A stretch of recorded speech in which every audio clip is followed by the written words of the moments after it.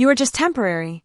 Those were the words my only son spat at me after 15 years of sacrifices, sleepless nights, and working double shifts just to keep him fed, clothed, and safe. 15 years I raised him alone while his father disappeared without so much as a phone call. 15 years of birthdays without a gift. Parent-teacher nights with only me in the room. Hospital stays with no one to hold my hand but my own trembling fingers. And yet the moment his father reappeared with a shiny new wife and her painted smile, my son turned to me and called her mom. When he slid those adoption papers across the table, my heart cracked. He didn't even look ashamed. She's better at it than you. You were just temporary. My name is Lena Whitmore. I'm 38 years old. And if you think you know how the story ends, stay tuned. Because what none of them realized was that by signing those papers, they had just destroyed everything they thought they were gaining. What happens when the family you built rips itself away from you? What happens when betrayal becomes the sharpest knife, one you never thought your own child would wield? I didn't scream. I didn't beg. I didn't even let the tears fall in front of them. I just smiled. A quiet, broken, dangerous smile. Because while they were celebrating their new, perfect family, I was already making my first call. And when the truth finally surfaced, they would understand. I was never the temporary one. I was the foundation. And without me, they were about to collapse. The ink on the adoption papers wasn't even dry when they invited the neighbors over for a celebration dinner. I wasn't included, of course. My son, their new son, sat at the head of a table like a prize they had just purchased. I drove past their house that night. The lights glowed through the curtains. Laughter spilled into the street. My son's voice rang out, calling her mom. Each syllable landed like a knife in my chest, but I didn't cry. Instead, I parked 2 streets down and opened my laptop. You see, what they didn't realize was that those adoption papers didn't just shift parental rights. They shifted liability.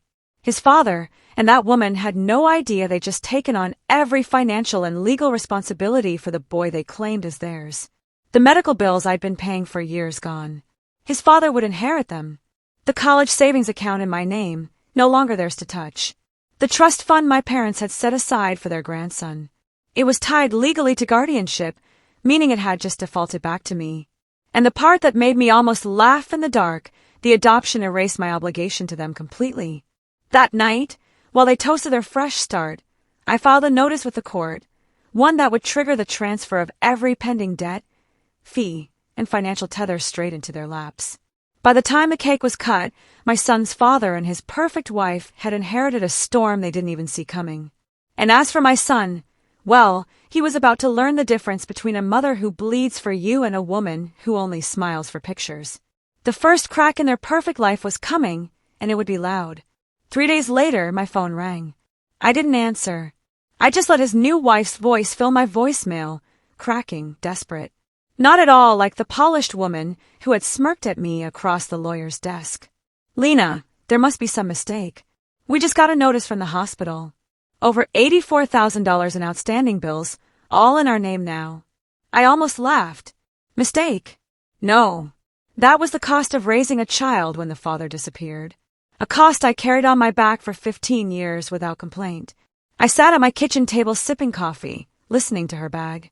She wanted me to explain, to fix it, to help. The same woman who once looked me in the eye and said, "You should be grateful we're taking him off your hands." Grateful. That word still burned. By noon, more messages poured in. Calls from my ex-husband, from his lawyer, even for my son. His voice trembled as he asked, "Mom, what's happening? Why are they saying it's our debt now?" For the first time in weeks, he called me Mom. But it wasn't love, it was panic. I didn't answer him either. Instead, I forwarded every new bill, every insurance rejection, every medical debt I'd been holding on to, all neatly packaged to their attorney, legally binding, airtight. My signature no longer required.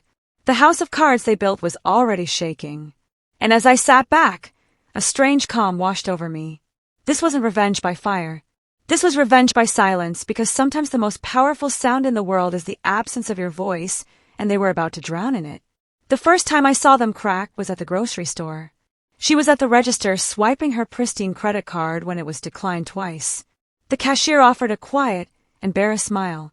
She snapped red-faced, fumbling for another card that barely scraped through. I stood 2 aisles away, unseen, watching the woman who once called me temporarily crumble under the weight of the word permanent. By the following week, I got word through mutual acquaintances. Her boutique clothing store had temporarily closed. My ex-husband had started selling off his luxury watches online. They were cornered, scrambling, bleeding money they thought would last forever. And my son, he texted me, "Mom, Dad, and Sarah are fighting every night. They say it's your fault." I stared at the message. My thumb hovered over the keyboard. 4 years, I would have rushed in, defended myself, explained, tried to win his heart back, but not this time. Instead, I typed 3 words. Actions have consequences. And I hit send. That night, I sat in bed and scrolled through my old photos of him. His first steps, his gap to smile, the messy birthday cakes I made with my own tired hands. I whispered into the dark, "You'll understand one day, my son. Maybe too late, but you will." Because what his father never taught him was loyalty. What his new mother never gave him was sacrifice. And what they all failed to realize was that my silence wasn't weakness. It was strategy. Every debt notice they opened, every angry call from creditors, every broken luxury was another reminder that while they laughed at me, while they erased me, I was building the quietest, sharpest weapon of all. Not anger, not hate, proof. And the proof was burying them one bill at a time. It didn't take long before their desperation reached my doorstep. One rainy evening, as thunder rattled the sky, I heard the knock. My son's voice trembled through the door. "Mom, please, we need help." I froze. For 15 years, I had been his safety net, his shield, his mother. Now he stood outside with the woman who had called me temporary, her designer coat soaked, mascara streaking like war paint. And beside her, my ex-husband, silent, jaw tight, eyes darting anywhere but mine. I opened the door, just enough to meet their faces in the light. Sarah spoke first. We need a loan. Just something small. We'll pay you back. You're his mother. You can't just let him suffer like this." Her voice cracked on mother. My son's eyes pleaded. For a split second, my heart ached. Because love doesn't vanish, even when it's betrayed. But then I remembered the papers he signed the words. "You were just temporary." So I smiled, calm, controlled. "You signed away your loyalty. Remember, you chose temporary." His face went pale, lips parting as if the words finally echoed back at him. Sarah hissed, "You can't do this. We'll lose everything." I leaned closer, whispering, so only my son could hear. "Everything you lose now is everything I gave up to raise you alone. Maybe now you'll learn what those years were worth." Then I closed the door. I stood there, my hand pressed against the wood, listening to the muffled sobs, the angry shuffle of footsteps fading into the rain. My chest heaved, not with triumph, but with the kind of sorrow only a mother knows. The pain of watching your child choose poison and beg for antidote. But I couldn't open the door again because true lessons aren't taught with hugs. They're carved by consequences. The fallout was swift. Within weeks, Sarah's reputation as the perfect stepmother collapsed. The adoption deal she had flaunted at brunches, her proof of victory, was now her undoing. Agencies she worked with cut ties. No one wanted to be associated with fraud tied to financial misconduct. My ex's new family business crumbled under the weight of unpaid debts. And my son, he became invisible in their chaos. The boy who once sneered at me now stood in courtrooms, his voice shaking as lawyers recited his choices back to him. I wasn't there to gloat, but I heard every word from my attorney. He willingly transferred guardianship to the stepmother, they repeated. He willingly voided his rights to his biological mother's estate. Willingly. That word echoed through the chambers like a gavel on stone. At night, my phone lit up with his messages. "Mom, I didn't know what I was signing. Mom, she tricked me. Please, I just want to come home." Home. The same home where I once patched his scraped knees. Where I worked double shifts to keep food on the table. Where birthdays were celebrated with homemade cakes because money was tight. But love was full. And now he remembered it. But memories don't erase betrayal. I typed back, fingers steady. "You told me I was temporary and I believed you." I didn't press send. Instead, I saved the draft. My hands trembled not from rage anymore, but from grief, because revenge doesn't silence the ache of motherhood. It only sharpens it. Still, I knew this. He had to sit in the wreckage of his choices, Only then could he understand the weight of what he threw away. And until that day, my silence was the loudest lesson I could give. The silence cut deeper than any words. Weeks passed, and each one carved another line across my heart. He kept calling, sometimes angry, sometimes begging, sometimes whispering apologies I had once dreamed of hearing. But every ring was a reminder. He had chosen her. He had chosen papers over flesh, signatures over blood, and a stranger's promise over the woman who never abandoned him. Meanwhile, Sarah's empire of control collapsed in plain sight. The mortgage on their new house defaulted.